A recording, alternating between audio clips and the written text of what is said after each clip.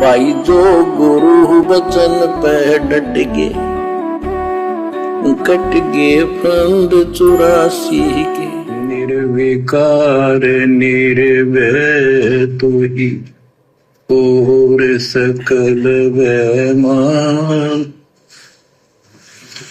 वेदी साधो और सकल वैमान। सब पर तेरी साहिबी, सब पर तेरी साहिबी, तुझ पर साहिब नाम, निर्विकार निर्भय। आज हमें बड़े परम सौभाग्य से निर्विकार निर्भय परमात्मा मिल गया है, गुरुदेव भगवान मिल गए हैं। हम भगत भाई बहनों ने अब निसंशय होकर भक्ति पर लग जाना है। हमारे मन में भय व्याप्त नहीं होना चाहिए। अगर हमें भय लगे तो केवल इस बात का कि कहीं मेरी मर्यादा ना टूट जाए, मेरी किसी भी करनी से मेरे गुरुदेव नाराज ना हो जाएं, मेरे से इस जीवन में अब ऐसा कोई काम ना हो जाए, ऐसी कोई गलती ना बन जाए किसी माता बहन को देखने में, बातचीत करने में, कि जिससे मेरे गुरुजी नाराज हो जाएं। और गुरु को नाराज करने के लिए गलतियां गुरु के सामने करने की जरूरत नहीं है। अंतर्यामी एक तुम आत्म के आधार, जो तुम छोड़ो हाथ तो मोह कौन उतारे पार। चीटी पायल बाजे पैर, सतगुरु सुनता है सब लहर। ये अंतर्यामी है, कण कण में रमा हुआ है। इसका सीसीटीवी कैमरा 24 घंटे चलता है, अंधेरे में हर जगह। तो अब हमने उसी प्रकार से भक्ति मार्ग पर सावधानी के साथ में आगे बढ़ना है, बुरे कर्मों से डरना है। अन्यथा हम ऐसे समर्थ की शरण में हैं, ऐसे समर्थ सतगुरु की शरण में हैं, जिसकी शरण में ध्रुव था, प्रहलाद था, मीराबाई थी। और 10 साल का बच्चा प्रहलाद, कितना संघर्ष किया उसने, कितना उसने हिम्मत दिखाई, कितना धैर्य दिखाया। परमात्मा कहते ना, मेरे ध्रुव जैसी आस नहीं और प्रहलाद जैसा विश्वास नहीं। उस शब्द में यही समझाया गया है सभी आत्माओं का नाम लेकर कि कौन सी आत्मा ने कौन सी जो है वो दृढ़ता दिखाई। ध्रुव के पास विश्वास की ताकत थी, मेरे ध्रुव जैसा विश्वास नहीं। विश्वास के बलबूते पर ध्रुव ने अखंड राज्य प्राप्त किया, और मेरे प्रहलाद जैसा विश्वास नहीं। विश्वास के बलबूते पर भगत प्रहलाद ने 10 साल की उम्र में परमात्मा प्राप्त किया।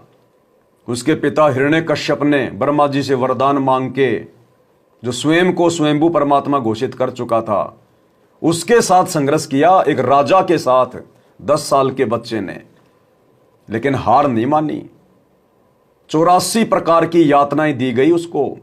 कभी पहाड़ से नीचे गिराया जाता है तो परमात्मा नीचे फूल बिछा देता है, कभी उसको अग्नि में जलाया जाता है तो परमात्मा ठंडी हवा चला के उसकी रक्षा करता है, कभी उसको सर्पों के बीच में डाल दिया जाता है तो सर्प धूप में उसके ऊपर फन उठा के छाया कर रहे हैं, कभी उसको गरम गरम तेल के कढ़ाई में डाला जाता है तो परमात्मा उसको शीतलता प्रदान करता है।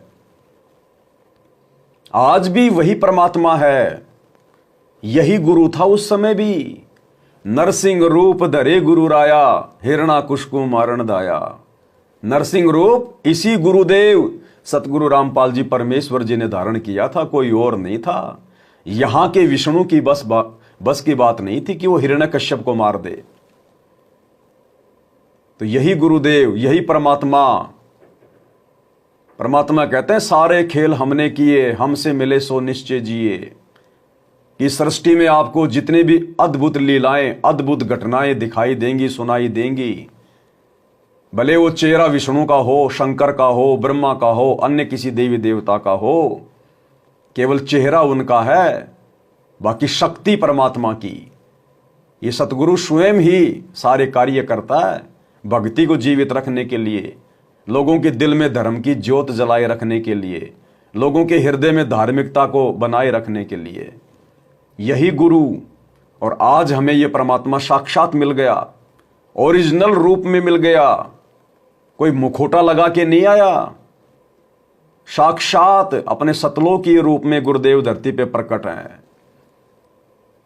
तो आप और हमने हर प्रकार से एकमात्र आशा भी अपने गुरुदेव से लगानी है और विश्वास भी अपने गुरुदेव पे ही करना है। उन तमाम आत्माओं के गुण जो परमेश्वर ने उस एक शब्द में बताए हैं कि सत कबीर दवारे तेरे पर एक दास भिखारी आया है। मीरा ने क्या किया, धर्मदास ने क्या किया, नरसिंह जी ने क्या किया, धन्ना जी ने क्या किया, बाजिद ने क्या किया, नानक जी ने क्या किया, अर्जुन सरजुन ने क्या किया, ध्रुव ने क्या किया, प्रहलाद ने क्या किया। वो सारे गुण आप और हमने अपने ऊपर धारण करने हैं। कभी किसी सत्संग में परमात्मा दया करेंगे, यदि उस शब्द का विशेष जिक्र आएगा तो परमात्मा खुल के विश्लेषण करवाएंगे।